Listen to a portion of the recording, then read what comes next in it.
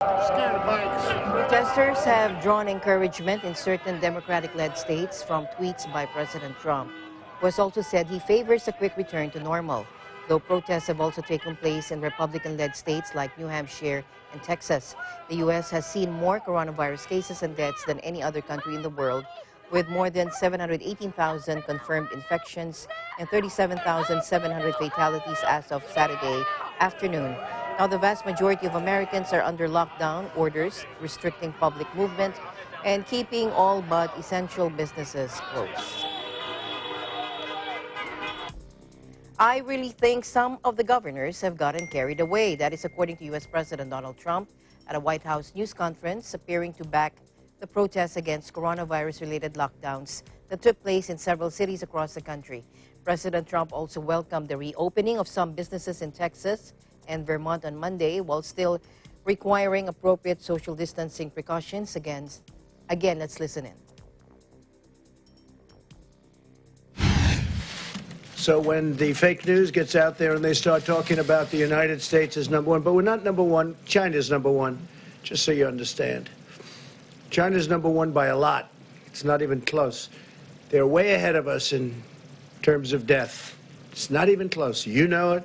I know it, they know it, but you don't want to report it. Since we released the guidelines to open up America again, and this was 2 days ago, a number of states led by both Democrat and Republican governors have announced concrete steps to begin a safe, gradual, and phased opening.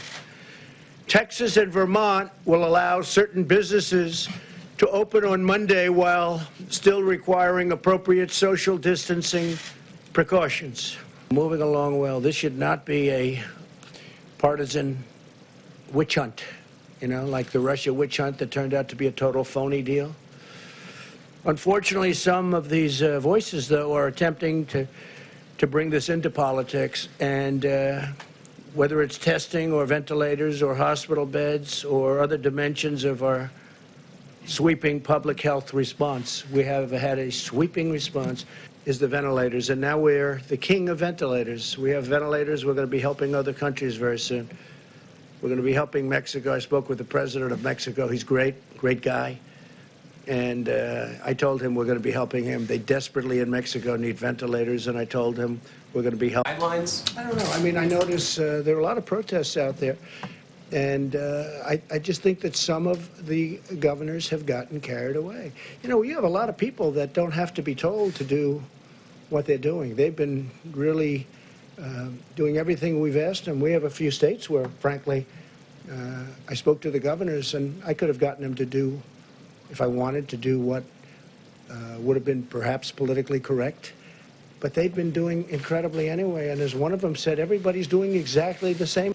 And so you can see our case fatality rate is about half to a third of many of the other countries.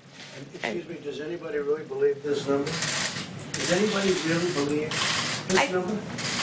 I put China on there so you could see how basically unrealistic this could be. When highly developed healthcare delivery systems of the United Kingdom and France and Belgium and Italy and Spain, with extraordinary doctors and nurses and equipment, have case fatality rates in the 20s up to 45, and Belgium is extraordinary. Thank you very much. New Zealand will ease a nationwide coronavirus lockdown next week after claiming success in stopping an uncontrolled explosion of the disease. That is according to the Prime Minister, Jacinda Ardern. She also said New Zealand would move its maximum level 4 COVID-19 alert to level 3 from late evening on Monday of April 27 and remain there for 2 weeks to assess the situation. Again, let's listen in. Rate, that is the number of cases that each person with the virus passes it on to, is now 0.48. Less than half a person each. Overseas, the average is 2.5 people. We have amongst the lowest number of confirmed cases per 100,000 people in the world. We have a relatively low proportion of serious cases, and according to the Oxford University Coronavirus Government Response Tracker, one of the lowest mortality rates in the world. Nearly every case identified since April 1 is primarily as a result of overseas travel or contact with someone with the virus, and often in existing clusters. The Director General of Health is confident that there is currently no widespread undetected community transmission in New Zealand. In short, the effort of our team of 5 million has broken the chain of transmission and taken a quantum leap forward in our goal to eliminate the virus. Elimination doesn't mean 0 cases. It means 0 tolerance for cases. It means when a case emerges, and it will, we test, we contact trace, we isolate, and we do that every single time with the ambition that when we see COVID, we eliminate it. On that basis, New Zealand will move out of Alert Level 4 lockdown at 11:59 p.m. on Monday, April 27, 1 week from today. We will then hold at Alert Level 3 for 2 weeks before reviewing how we are tracking again and making further decisions at Cabinet on the 11th of May. This week, businesses will be allowed to get ready to open, such as employers re-entering premises to receive stock if necessary. But we ask that in doing so, they stick to social distancing and their bubbles. This is not an early move out of alerts. It is merely a matter of preparation. Same principle applies for preparing schools and the education system. Schools and early learning centres can be accessed this week for cleaning, maintenance and any other preparations. The current plan is for schools to be able to reopen for a teacher-only day on 28 April as part of their preparation. And we expect those who need to attend to be able to from 29 April. I do want to caution, it may take a bit longer for some schools and early learning centres to be ready. And the Minister of Education will continue to work alongside the education sector in those preparations. Yes, Alert Level 3 allows more economic activity like construction, manufacturing and forestry. But it does not allow more social activity, and for good reason. If we want to make sure that we are a health success story and ensure our economy can start to operate again without the virus taking off, the worst thing we can do for our country is to yo-yo between levels with all of the uncertainty that this will bring. We need to move with confidence, and that does mean following the rules. So, here is a reminder of the principles for Level 3 when we get there. 1, stay home. If you are not at work, school, exercising or getting essentials, then you must be at home, the same as Alert Level 4. 2, work and learn from home if you can. We still want the vast majority of people working from home and children and young people learning from home. At-risk students and staff should also stay at home and they will be supported to do so. Early learning centres and schools will physically be open for up to Year 10 families that need them. 3, make your business COVID-19 safe. COVID-19 has spread in workplaces, so the quid pro quo of being able to open is doing it in a way that doesn't spread the virus. Important industries like construction, manufacturing, forestry will be open, as will retail, as long as it is contactless. 4, stay regional. You can exercise at parks or beaches within your region, but the closer to home, the better. Activities must be safe. Keep 2 metres away from anyone not in your bubble and make minimal trips. 5, keep your bubble as small as possible. If you need to, at Level 3, you can expand your bubble a small amount to bring in close family, isolated people or caregivers. 6, wash your hands often with soap, then dry them, cough and sneeze into your elbow. And 7, and this is a really important one, if you're sick, stay at home, get advice from the GP or Healthline about getting a test, and quickly. I cannot emphasise this enough. All of our success in contact tracing and isolation relies on knowing as soon as we can when you are unwell. There is no stigma to COVID-19. We will only be successful if everyone is willing to play their part in finding it wherever it is.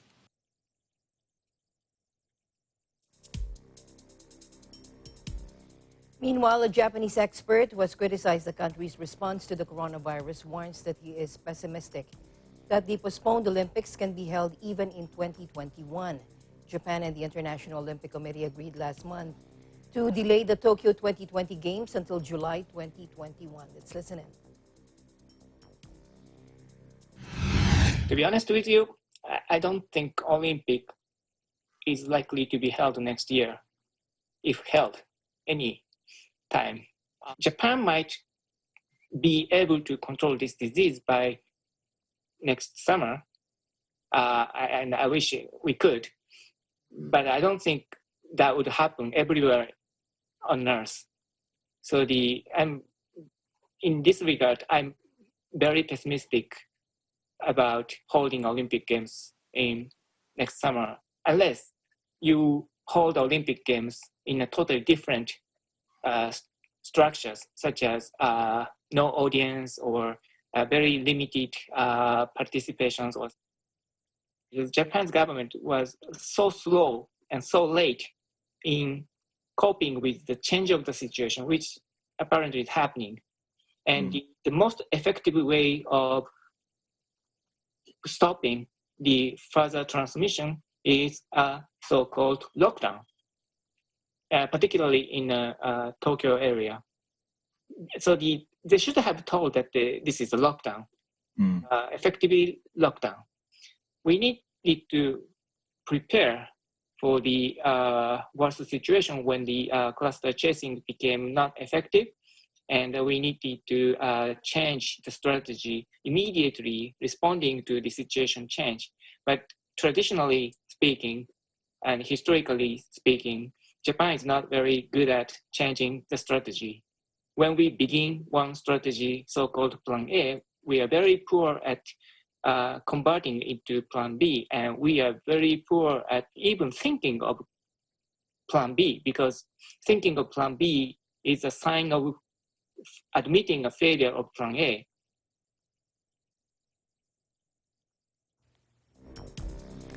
All right, Spain's daily virus death toll drops under 400 over the past 24 hours, down from 410 a day earlier. Joining us live from Spain is Julie Aala.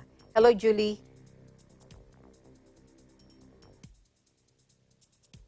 Hi, Julie. How are you doing? Hello, we are fine here in Madrid, and here are some updates here in Spain. Spain registered a sharp drop in its daily death toll from the novel coronavirus on Sunday, with 410 new fatalities, the lowest in almost a month. Health Ministry Emergencies Coordinator Fernando Simon said, "It's a number that gives us hope and the first time that Spain is under 500 dead since the daily tolls began to climb." The total number of fatalities in Spain, the third hardest hit country in the world after the United States and Italy, has reached 20,453. Infections rose to 195,344, with 4,218 new cases in the past 24 hours, an increase of just 2.4%. Health Ministry Emergencies Coordinator Fernando Simon said that the number of deaths, hospitals, and intensive care admissions were on a downward trend, which clearly indicates that the transmission of the disease has substantially decreased. Health Minister Salvador Illa also said Spain had achieved its objective of flattening the curve of transmissions. The latest figures have given some relief to the country's overwhelmed health system. Here in Madrid, Alma, Regional President Isabel Diaz Ayuso said a makeshift morgue set up on an ice rink would close on Monday, and one unit of a field hospital that was set up inside Madrid's conference center to treat up to 1,500 people with coronavirus was closed on Friday. The Spanish authorities believe the country reached the peak of the pandemic on April 2, when they had counted 950 deaths in 24 hours, but they are not ready to recommend a lifting of the nationwide lockdown, one of the tightest in Europe. Prime Minister Pedro Sanchez on Saturday announced he would ask Parliament to extend the lockdown by 2 weeks to May 9. The restrictions currently in place would, however, be loosened slightly to allow children time outside from April 27. Alma? Okay. So, how ready is Spain to fully reopen its economy in the coming weeks or months? Actually, Alma, Spain had already started to ease some lockdown measures. The government has some workers to return to their jobs from Monday and Tuesday last week. But most Spaniards, however, are expected to remain at home as schools and restaurants remain shut. The country's health ministry issued guidance over the weekend for those returning to work, recommending that workers bike or walk to work if possible. Authorities also began on Monday handing out face masks to people boarding public transport. The government said it would be handing out 10 million masks in total over the coming days. Also, Alma, Prime Minister Pedro Sanchez announced he'd allowed children to venture outdoors for the first time since the country went into lockdown in mid-March. In his televised briefing, the Prime Minister also said the nationwide lockdown would still be extended until May 9, given progress on a downward curve was still insufficient and above all fragile, and could not be put at risk by any hasty decisions. Since Spain was first placed under lockdown on March 14, adults have been able to leave their homes for essential work and trips to the grocery store and pharmacy. Back to you, Alma. All right. Thank you very much, Julie. And keep the updates coming. Stay safe and healthy, as always. Thank you. Thank you very much. Reporting Gracias. here in Madrid, Spain, I am Julia Aala and we live in interesting times. All right. Prime Minister Boris Johnson has been criticized for missing the early COVID-19 crisis meetings. That and more news from our EBC correspondent in London, Jennifer Ringwood. Hello, Jen. How are you? Hi, Alma. How are you? I'm good. Thank you for asking. What are your updates for us today? Oh, we have quite a lot. I mean, the ongoing issues with PPE seems to be the most prominent thing on the headlines at the moment. We've had warnings from different sectors that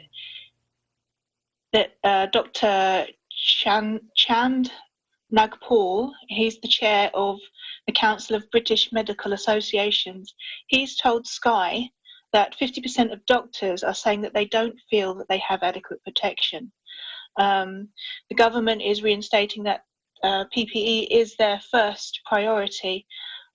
We have had calls that local businesses have been offering to make PPE, but many have not heard back from the government. So there's a certain amount of tension and frustration with this issue because there are people offering to solve the problem and they're not getting as far as they want to with it. We had a delayed delivery from Turkey. We believe that some of that has arrived, although we don't have an update yet on if it's all been counted and how much of it is actually here now. On Sunday in Downing Street, there was an announcement that Paul Dayton, the former Olympic chief, has been appointed to lead the effort to domestically produce PPE. So he's leading that new effort there. It's later emerged that the large shipment from Turkey was delayed. I've already mentioned that. And the government has said to everybody that we shouldn't be thinking of lifting these restrictions now until we are absolutely certain that we are on a downward trajectory, which is something that they are not certain of right now. The next leading story that I've been seeing across different networks on the BBC, on Sky, on Channel 4, there is a new blood plasma treatment that is being trialled, and volunteers are being asked to come forward because they are thinking that there may be a benefit. Again, I don't have full details on that, but that seems to be a story that's trending this morning. Something very helpful to UK businesses, which should help as an employee retention scheme. The website is now up and running for the government website to show and help businesses to apply. So they can now get online and access wages for those of their employees that they have already been paying out of their savings who are currently on furlough. So this should help them, although again, it's difficult to say if all of the businesses are going to benefit from this and which ones will be excluded. But that would be a main thing for those businesses in the meantime, while this lockdown is still in place, for them to be able to keep their staff so that when it's over, they still have a business to go back to and they won't be bankrupt yet. It is strange to look around, everything is so empty here. Other stories that have been coming up, the issue of vulnerable people. So those who are in isolation, self-isolation because of immune suppression, because of other underlying issues, especially respiratory conditions, we're finding that there has been an anomaly. And this again, people have had to, in some cases, register on this online government form, which is similar to the one that they've just released today for the wages scheme. This one is different, and again, there's been varying degrees of success. Some people have been able to access the priority food deliveries and things like that, but we've also had reports this morning on the BBC again that 13,000 vulnerable letters had been wrongly sent, and that is in Wales. There was a quite sad story this morning. I don't think it's necessary to go into that, but it is showing that there is still some struggles in just getting the basics. If you are supposed to be self-isolating and you shouldn't be going out, there are still many people in this country who are having to rely on friends, neighbours and complete strangers in a lot of cases to help them just to survive on a daily basis. I think there are a lot of councils that are also helping out.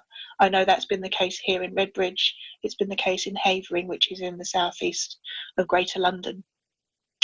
And the last story that has been dominant over the whole weekend, which is why I'm leaving it till last, is the Prime Minister, Boris Johnson. He's very concerned about lifting any lockdown.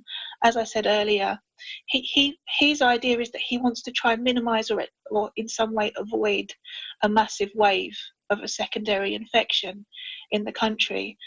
He's obviously faced a lot of criticism. There was something in the I think it was the Sunday Times. Let me just check here. Let me check my facts. Sunday Times newspaper saying that he had missed COBRA meetings or government emergency response meetings, and quite quickly Mr Gove has come to the Prime Minister's defence to say that this isn't fair and there is inaccurate information there. If we think back, the country has been on lockdown since March 23rd officially. The death toll currently lies at 16,060 after a further 596 over the weekend. That, again, it doesn't necessarily include deaths in the home that could have been suspected coronavirus, deaths in care homes as suspected coronavirus. So we can't really rely on those death figures at the moment because we really aren't sure what is completely being included there. And the Prime Minister has been off sick since the 27th of March. As we know, he was hospitalised and released only on the 12th of April. But again, the message over the weekend is that he is fully in charge. He is in control, and all of the major decisions are being made by him. That has been reinforced again and again. They'd like us to not look at this lower figure of 596 and just automatically assume that we're starting to plateau, although that is what they're hoping. And that was stated by Jenny Harris, who is the Deputy Chief Medical Officer for England. And it's not fair to say that we are past her peak. Those were her words. I believe that was, I'm not sure if that was yesterday or today. Oh, there is a lot here to go through, Alma. And it's, the last words that I'm just going to give you here is the Prime Minister took all the major decisions, which is what Mr. Gove has said to us. And nobody can say that the Prime Minister wasn't throwing heart and soul into the virus. And he has absolutely been leading the effort to fight the virus. And again, it just comes back to these criticisms that PPE was reduced, our healthcare don't seem to be fully protected, did we react too late? All of those types of things are being mentioned at the moment, but it seems like there is a lot in place to try and be positive about. I mean, those figures coming down this weekend, I mean, I think all of us are quite hopeful that there is an end in sight, although we have had to extend our lockdown down for a further 3 weeks. Over to you, Alma. All right. Thank you very much, Jen, for all that update. How are you doing? Can you give us a little bit of your background of your family and how you're doing, how you guys are coping with this crisis? We're fine. My mum and I, we're both high risk. I have a wonderful general practitioner who has been calling me almost every week, just checking because she knows I have a stubborn streak. She keeps saying, "Have you gone outside?" I just have to say to her, "No, I haven't." Okay. I basically have ongoing issues because I am immune suppressed. I've had recurring infections since December, pneumonia, pleurisy, bronchial infections. I'm just, I was a bit out of action for a few days last week, but I'm a lot better. And at the end of the day, for people like myself, this is normal. If we focused on that and worried about that, then all you would hear is misery from us. And at the end of the day, we're still useful members of society. I feel great. It's sad to hear nurses that looked after me when I was in intensive care many years ago, having a bit of just letting off steam, I guess. It's heartbreaking to hear them, to know what they're doing, but at least I have a use. They've got someone to talk to. I've been able to make my own small efforts at making PPE and things like that, which hopefully will be useful for them. I'm sure. But here, we have priority delivery. We've got wonderful neighbours, and we're fine. So. Oh well, thank you so much for that, and always stay healthy, please, for us. Thank you so much for your updates, and keep yourself healthy always. Thank you for your time. Thank you, Jen. It's lovely to see you. Take care. We live in interesting times. From United Kingdom, I'm Jennifer Ringwood. All right, Russia has stepped up its measures as cases of COVID-19 rise in their country. We have a report coming in. Joining us live is Emmy Coloma. Hello, Emmy. Kumusta? Hello po. Hello, Emmy. I'm Kumusta ka na? I'm good po. Okay. Anong updates mo for us? What are your updates for us, Emmy? Yes po. As the new coronavirus that has killed more than 257 people around the world, Russia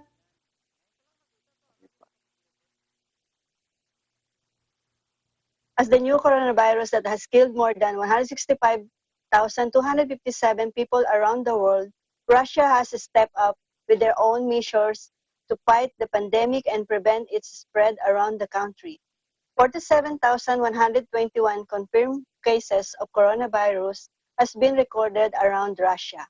Majority of the statistics are from Moscow, the capital of Russia, with a population of 11.92 million. The cases of the COVID-19 in Russia are rapidly increasing each day. Amidst a worsening situation, Russian government still assures the nation that everything is still under control. President Vladimir Putin declares the shutdown of airports within the country. All regular and charter flights to other countries are affected.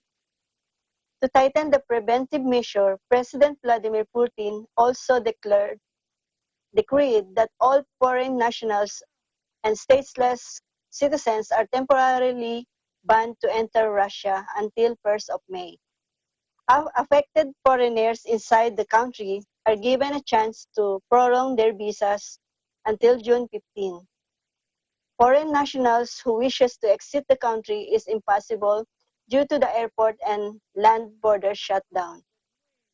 Due to the worsening situation, Russian government strictly tightened the quarantine measures and is now issuing a digital pass for every person who needs to go out from their houses to get to work. Moscow Metro are ready for restrictions, but not for people, as police officers are checking the special passes one by one. Social distancing are not strictly practiced. And the good news po is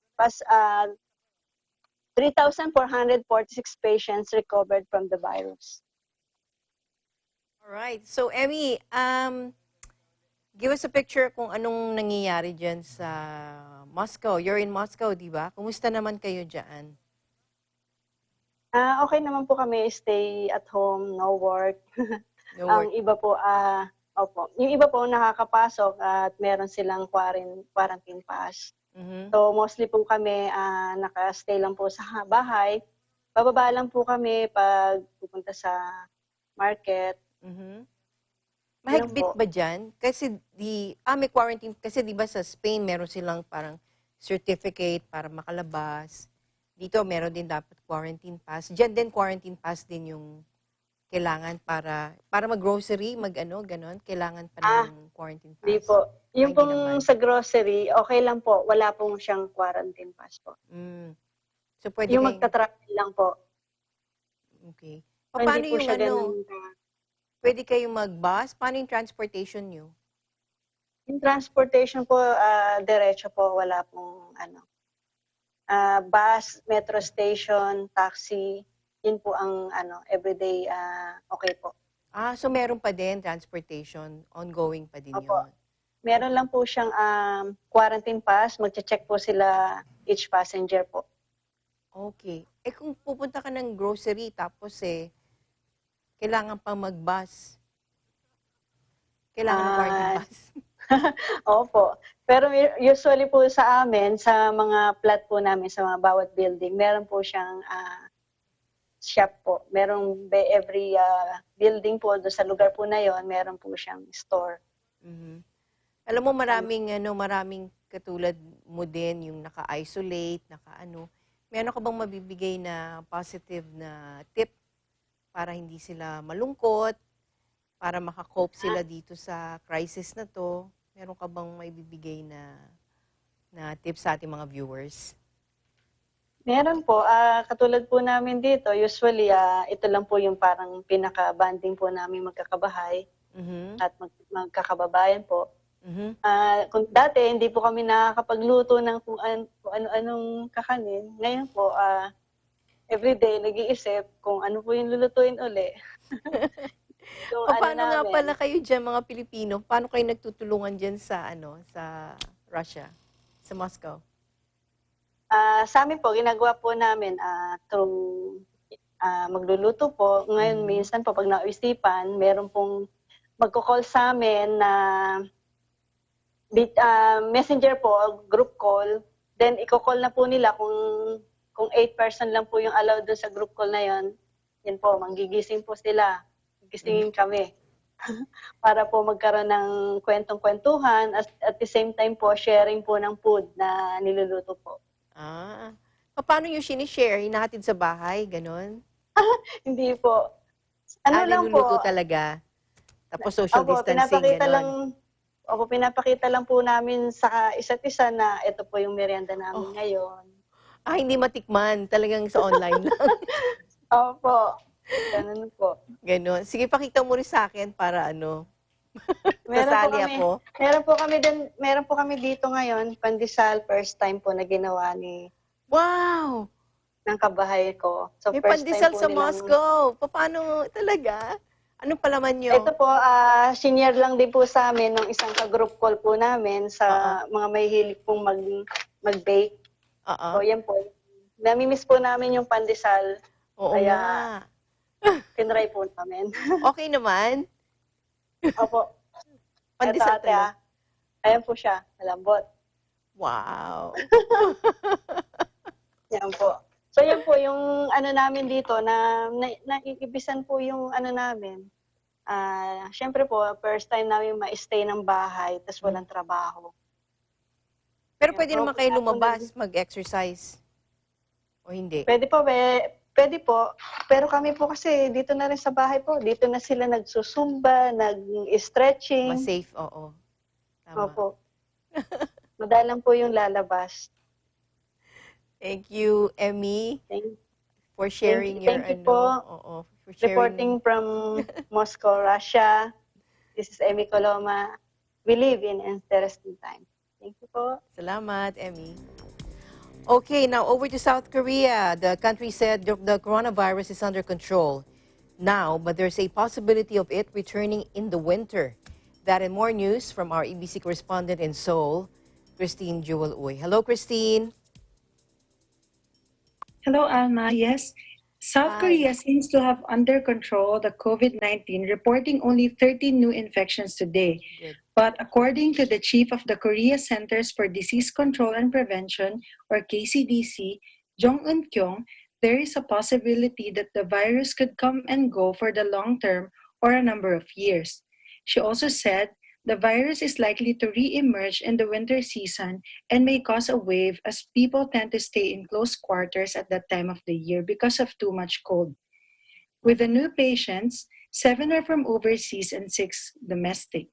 The country's total number of COVID-19 cases rose to 10,674, while 2 more people died, putting the death toll at 236 as of Monday at 12:01 a.m. Among the newly diagnosed patients, 2 were from Gyeonggi Province, 2 from Busan, 1 from Incheon, and 1 from Daegu. The country had 0 record from Seoul, which is for the first time since early March. According to Jong, there were no confirmed cases in Seoul means that the overall danger of transmission has decreased, largely because of the municipality's efforts and virus testing. An eased social distancing campaign that allows the resumption of services at the country's 4 most frequently used facilities, such as religious facilities, after-school private academies, bars, and gyms, provided that they adhere to virus prevention guidelines, is to take effect until May 5. And also, Alma, President Moon Jae-in orders economic team to draw up creative special COVID-19 measures. In a meeting with his top aides on Monday, the president said that the casualties and socioeconomic damage from the pandemic could be likened to that of a Third World War. Also, Moon said that South Korea can be the country that overcomes the crisis the fastest through solidarity and cooperation. He also hopes that the country can become the global standard in quarantine and economic measures.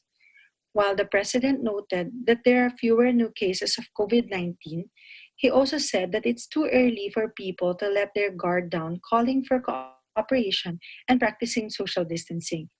He also added that the results of last week's general election reflect people's desire to come together and overcome the crisis.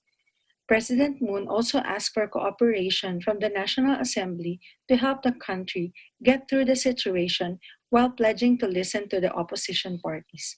Back to you, Alma. All right. Christine, kumusta na kayo dyan sa South Korea? How is it looking now? Back to normal na ba or malayo pa din sa ano? Like how it South was? Korea is doing well po. And then, yeah, the enhanced social distancing was like adjusted or extended up to May 5. But after that, they already said that I think the students can already go back to school provided that they do the precautionary measures, like the schools should have thermal scanners, so all the students that will be coming in were still in control, so they will be tested for their temperatures first and they have to wear the mask. Otherwise they cannot enter the school, and at the same time they have to use sanitizers outside, and the sanitizer should also be like inside the campus. And for other, like the workers are still like working, all the workers can work freely normally every day. But Okay. yeah, for when it comes to the even the church activities can also be go back to normal situation after May 5, provided that they have to follow the restrictive measures that the government will impose. Okay. Those restrictive measures will still impose the social distancing Yes, rules. that's right.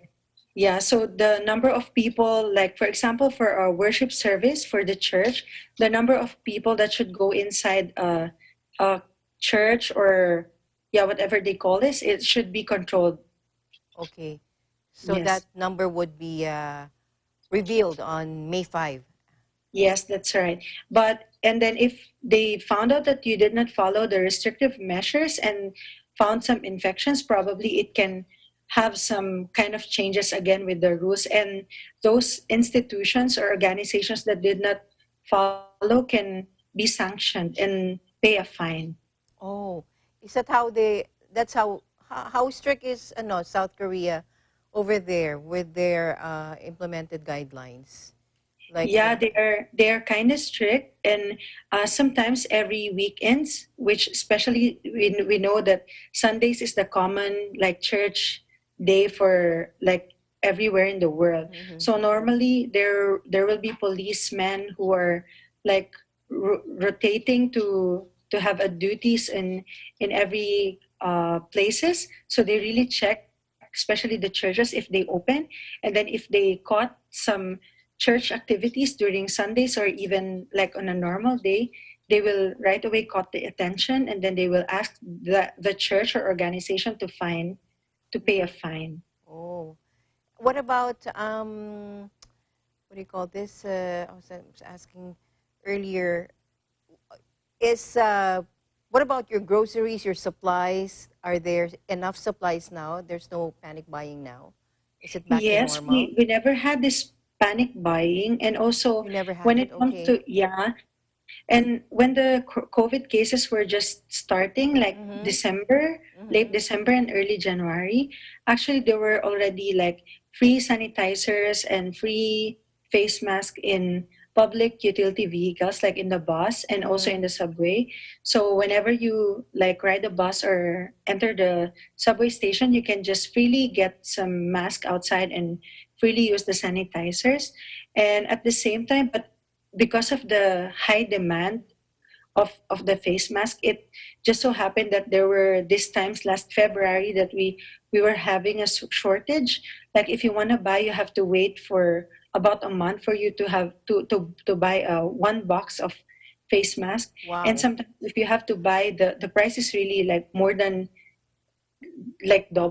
double the price of the original. Uh-huh. So what happened during that time was the government found a way Mm. to solve this problem. So every week, you can get a normal like rate of mask in the pharmacies, provided that yeah you just have to line up in the pharmacy everywhere in South Korea, but you have to wait for a long line. But there is But yeah, supply. but there is a supply during that time. What about testing? I've been reading about you were one of the first to do the drive-by, drive-through testing. Is it still being done over there in South Korea? Yes, Have you that's seen right. it? And Yeah. actually, their response is very fast. Oh. If a person has like symptoms like just fever or cough or anything, and Mm-hmm. then you have to they have a hotline wherein we can report those cases. So Mm-hmm. if you call the hotline, the ambulance will right away go in front of your house and then pick Oh. you up, and then right away bring you to the hospital for testing. So right away, whether you were infected or not, they will like tell you whether you need to do a personal quarantine inside your house or Uh-huh. something. And then if they advise you to do a personal quarantine inside your house, they will supply food for you like 3 times a day. Oh. Yeah. Wow, that's great. But what if so if an ambulance gets you, picks you up, Yeah. is it Hmm. okay if you don't go with them or you're forced to go with them or you're No, you supposed to have go to with go them? with them.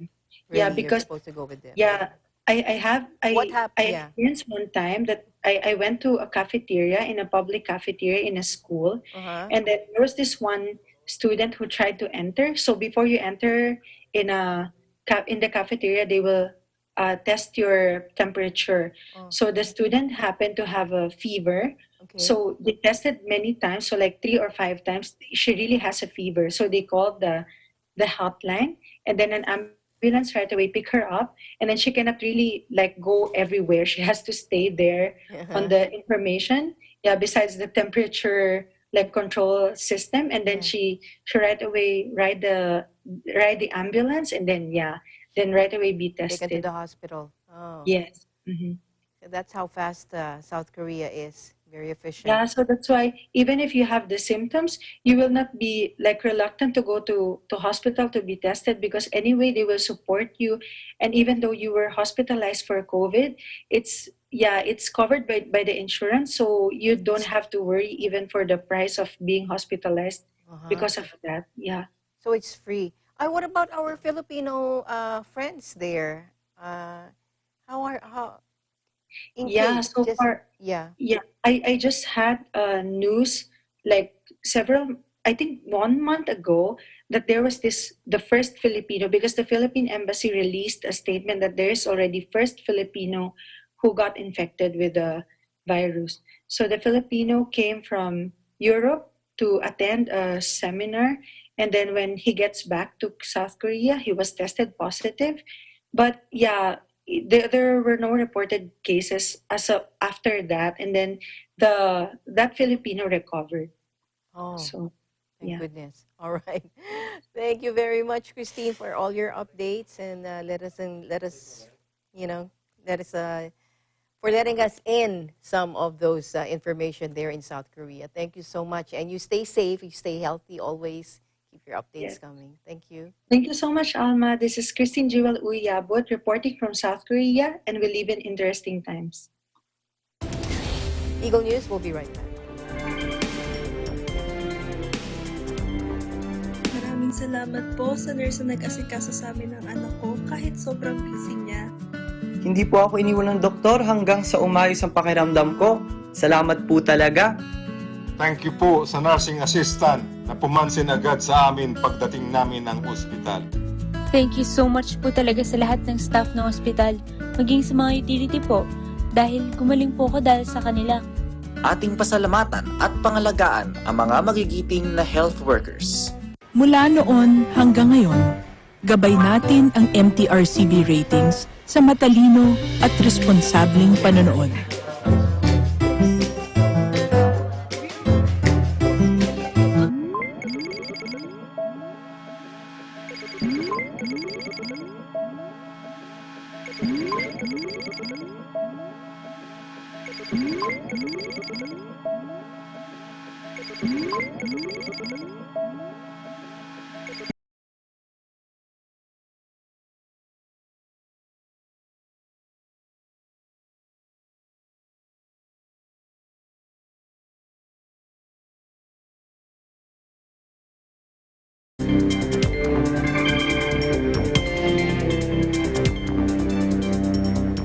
All right, let's head on over to Japan. Tyra Lu reports on the coronavirus situation there. Hello, Tyra.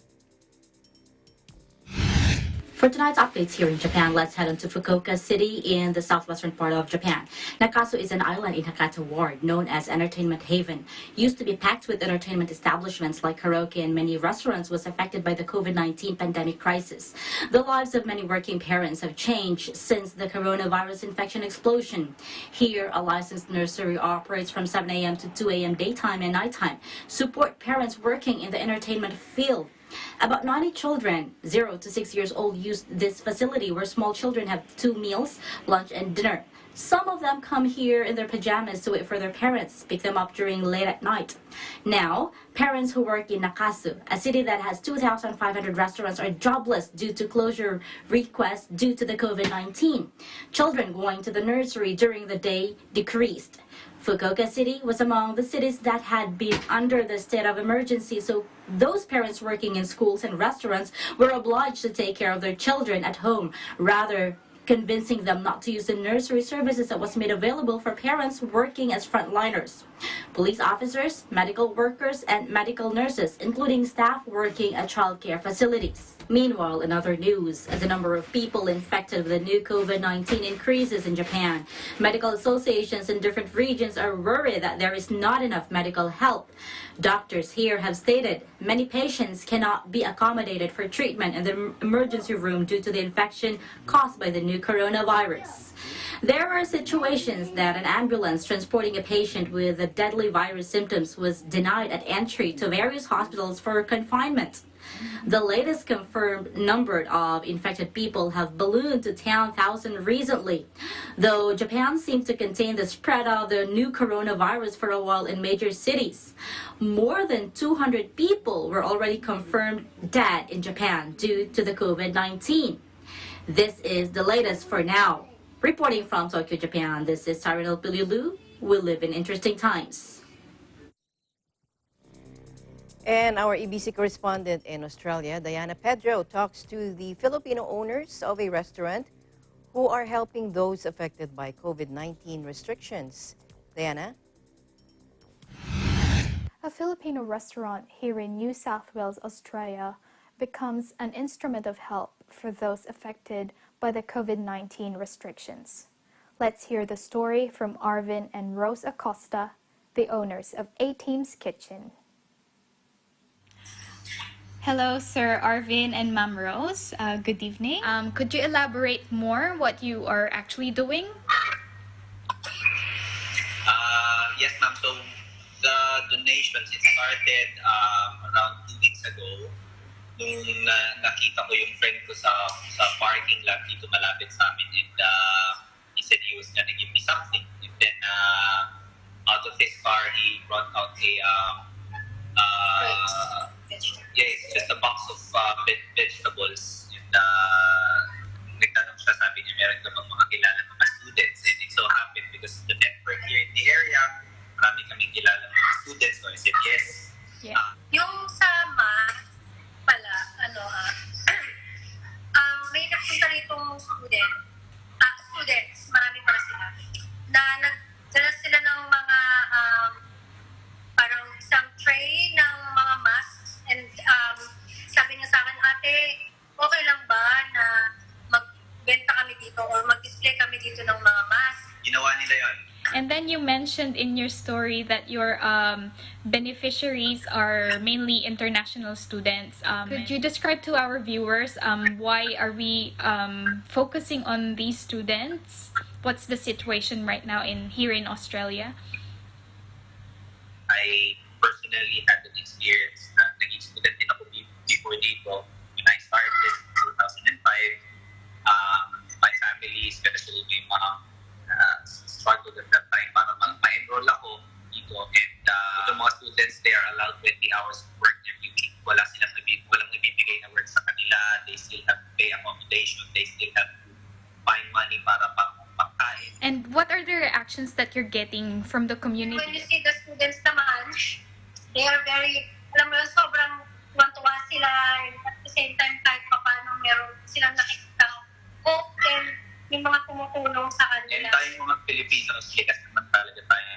Kaya nga yung kahapon tinawag ng bayan leaders, pagkakita nila sa advertising na these are activities for international students, we had calls. We had people who showed intention na bibigay rin ako ng COVID. So we're lucky. We're blessed na nabigyan kami ng ganitong pagkakataon. So any last message for our viewers? Thank you po sa lahat ng mga tumulong. Thank you sa taas for giving us this chance. Open po kami. You can call us in Kitchen in Ruby Hill. Meron po kayong mga sobra-sobra dyan na toilet papers or sanitizers na mga pwede nyo i-donate sa mga students namin. We'll be more than happy to pack them up for them. And maganda po yung aming location, central, malapit po sa station. Itong area namin is very much Philippine area also. Para sa mga students naman, huwag tayong mawalan ng pag-asa, mga kababayan dyan. Tayong mawalan ng pag-asa. There's always hope, and God will provide. So just be strong and keep praying. Thank you, Sir Arvin, Ma'am Rose, for sharing your positivity despite the pandemic. That's very inspiring. We're also fortunate to hear from one of their beneficiaries. Her name is Cara, and she's a Filipina on student visa. Hi, Cara. Thank you for joining us. Can you share to us what's your situation right now because of the pandemic restrictions? I've been unemployed for 2 months now, and I find it really hard to look for a job because of the COVID-19 situation. And my partner and I are struggling financially because the money that we saved for our tuition fees, we're now using for our daily expenses. I'm sorry to hear that. How did you hear about A-Team's Kitchen's donation drive? I learned about it through a Facebook post in a group called Pinoy AU Sydney, and Miss Mary G said it would come pick up the grocery bags from their restaurant near Rooty Hill Station. So what did you receive, and how does that help you? I received rice, fruits, and vegetables from them, and this small act of kindness is really helpful because it will be able to provide 2 to 3 meals for 2 people. Any message to A-Team's Kitchen? Thank you so much to A-Team's Kitchen for your initiative in helping international students like me who are struggling right now. And I wish you guys nothing but good fortune in the future. How about a message to our viewers? To everyone else who's also having a hard time right now, please remember that there's always someone willing to help you out and that there's no shame in asking for help, especially when you really need it. Thank you, Cara. And this is Diana Pedro reporting from New South Wales, Australia. We live in interesting times. And may we leave you with a word of hope. Together we are strong, together we can persevere. Getting through this will take everyone working together. Let's do our part. And that's the news for tonight. Join us online again. Join us online here and again tomorrow evening. I'm Alma Angeles. We live in interesting times.